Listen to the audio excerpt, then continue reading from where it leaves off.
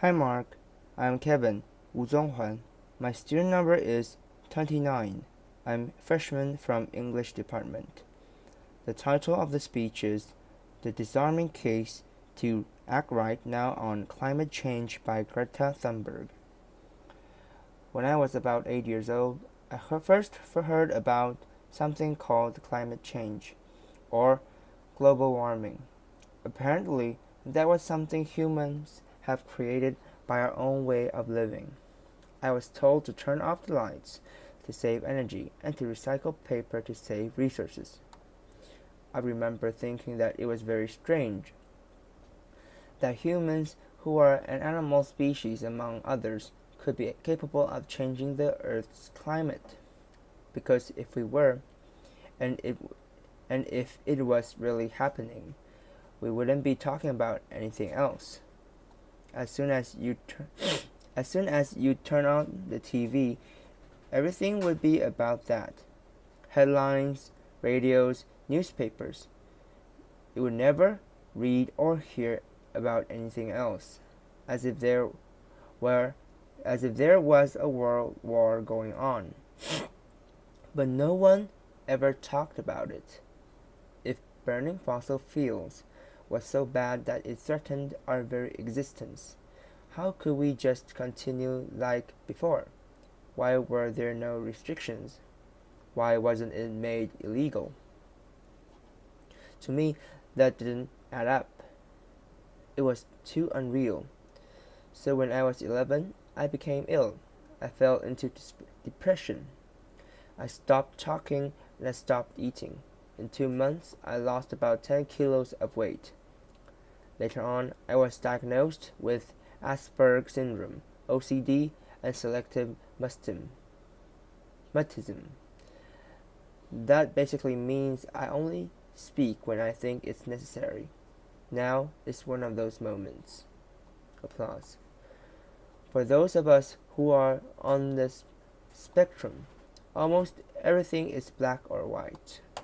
We aren't very good at lying, and we usually don't enjoy participating in this social game that the rest of you seem so fond of. Laughter. I think in many ways that we autistic are the normal ones, and the rest of the people are pretty strange. Laughter. Especially when it comes to the sustainability crisis, where everyone keeps saying climate change is an existential threat, and the most important issue of all, and yet they just carry on like before. I don't understand that, because if the emissions have to stop, then we must stop the emissions. To me, that is black or white. There are no gray areas when it comes to survival. Either we go on as a civilization or we don't. We have to change. Rich countries like Sweden need to start reducing emissions by at least 15% every year, and that is so that we can stay below a 2-degree warming target. Yet, as the IPCC have recently demonstrated, aiming instead for 1.5 degrees Celsius would significantly reduce the climate impacts, but we can only imagine what that means for reducing emissions. You would think the media and every one of our leaders would be talking about nothing else, but they never even mention it. Nor does anyone ever mention the greenhouse gases already locked in the system, nor that air pollution is hiding a warning, so that when we stop burning fossil fuels, we already have an extra level of warming, perhaps as high as 0.5 to 1.1 degrees Celsius. Furthermore, does hardly anyone speak about the fact that we are in the midst of the sixth mass extinction, with up to 200 species going extinct every single day. That the extinction rate today is between 1,000 and 10,000 times higher than what is seen as normal. Nor does hardly anyone ever speak about the aspect of equity or climate justice. Clearly stated everywhere in the Paris Agreement, which is absolutely necessary to make it work on a global scale. That means that rich countries need to get down to zero emissions within 6 to 12 years with today's emission speed. And that is so that people in poor countries can have a change to heighten their standard of living by building some of the infrastructure that we have already built, such as roads, schools, hospitals, clean drinking water, electricity, and so on. Because how can we expect countries like India or Nigeria to care about the climate crisis if we, who already have everything, don't care even a second about it or are actually commitments to the Paris Agreement? So, why are we not reducing our emissions? Why are they in fact still increasing? Are we knowingly causing a mass extinction? Are we evil? No, of course not. People keep doing what they do because the vast majority doesn't have a clue about the actual consequences of our everyday life. And they don't know that rapid change is required. We all think we know, and we all think everybody knows, but we don't. Because how could we? If there really was a crisis, and if the crisis was caused by our emissions, you would at least see some signs. Not just flooded countries, tens of thousands of dead people, and whole nations leveled to piles of torn down buildings.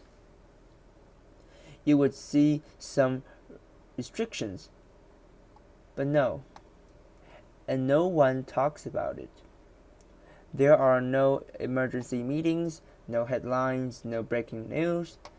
No one is acting as if we were in a crisis. Even most climate scientists or green politicians keep on flying around the world eating meat and dairy.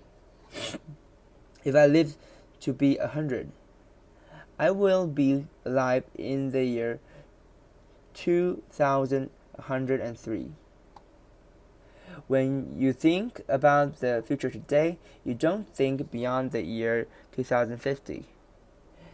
By then, I will, in the best case, not even have lived half of my life. What happens next? In year 2078, I will celebrate my 75th birthday. If I have children or grandchildren, maybe they will spend the day with me. Maybe they will ask me about you, the people who were around back in 2018. Maybe they will ask why you didn't do anything while there was still time to act. What we do or don't do right now will affect my entire life and the lives of my children and grandchildren. What we do or don't do right now, me and my generation can't undo in the future. So when school started in August of this year, I decided that this was enough. I set myself down on the ground outside the Swedish Parliament. I school striked for the climate. Some people say that I should be in school instead. Some people say that I should study to become climate scientist so that I can solve the climate crisis. But the climate crisis has already been solved. We already have all the facts and solutions. All we have to do is wake up and change. And why should I be studying for a future that soon will be no more? when no one is doing anything whatsoever to save that future? And what is the point of learning facts in school systems when the most important facts given by the finest scientists of that same school system clearly means nothing to our politicians and to our society? Some people say that Sweden is just a small country and that it doesn't matter what we do, but I think that if a few children can get headlines all over the world just by not coming to school for a few weeks, imagine what we could all do together if you want to. Applause. Now we're almost at the end of our talk, and this is where people usually start talking about hope, solar panels, wind power, circular economy, and so on. But I'm not going to do that. We've had 30 years of pep talking and selling positive ideas. And I'm sorry, but it doesn't work. Because if it had, the emissions would have gone down by now. They haven't. And yes, we do need hope. Of course we do. But the one thing we need more than hope is action. Once we start to act, hope is everywhere. So instead of looking for hope, look for action. Then, and only then, hope will come. Today, we use 100 million barrels of oil every single day. There are no politics to change that. There are no rules to keep that oil in the ground. So we can't save the world by playing by the rules, because the rules have to be changed. Everything needs to change, and it has to start today. Thank you. Applause.